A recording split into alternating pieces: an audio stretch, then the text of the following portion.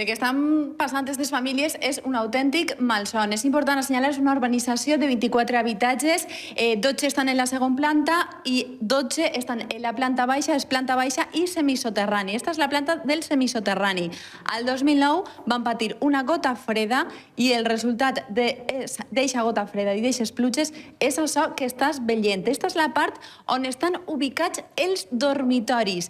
La humitat s'ha apoderat absolutament de tot, de les parets, de les rajoles, del piso. Mira, este armari, així, estos veïns són anglesos, han abandonat la casa, van fer un tast, van a obrir i mira, Olga, on està l'aigua.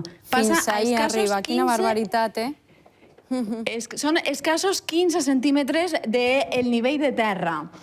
Ana Belén és una de les poquetes veïnes espanyoles que viu així. Ella no pot abandonar les seues cases. Els britànics se n'han tornat al seu país. Ana Belén no té més remei que viure en sa casa i has intentat reparar-la, però les reparacions, l'aigua continua així. Es que continúa porque si tú te das cuenta, puedes ver dónde está construida la finca.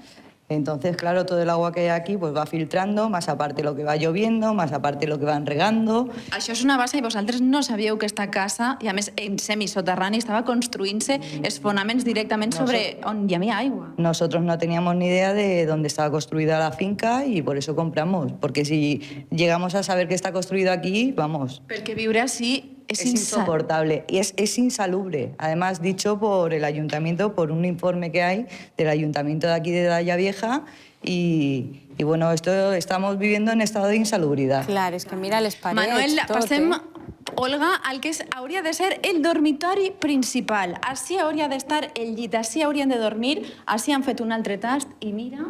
L'aigua a quina poqueta distància passa. El problema no només ven les pluges, estos dies ha plogut, és que al costat, enfront, tenen un camp, cada vegada que reguen puja el nivell freàtic i damunt, de vegades, l'aigua que els entra ve també en fertilitzants. Manuel, tu eres un altre dels veïns afectats. Porteu lluitant 3 anys. 3 años, sí, desde 2004-2005 que empezamos a ocupar hasta 2009 que fue la gota fría. Y el problema, la constructora no se responsabiliza. No, la constructora, que es Torreblanca del Mediterráneo, que está en Torrevieja, no se ha responsabilizado. Al principio dijeron que nos iban a ofertar unas viviendas para los que tuvieran necesidad, però esa oferta no ha llegado nunca. Claro, és una de les vostres principals demandes, el reallotge. Teniu un juí al mes de març i és una de les principals peticions que teniu, que vos reallotgen mentre arriba aquesta data. Exactamente, es que lo que se les está solicitando a esta constructora, Torreblanca del Mediterráneo, es un realojo hasta que llegue el juicio.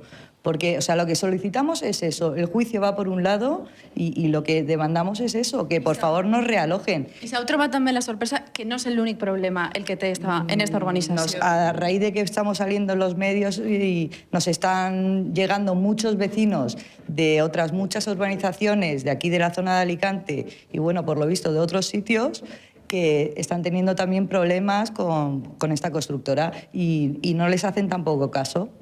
Un problema que ve de llarg, que esperem que se solucioni pronto, perquè, com has pogut comprovar, a la vista està, és un autèntic problema i un autèntic martiri poder haver de viure en aquestes circumstàncies.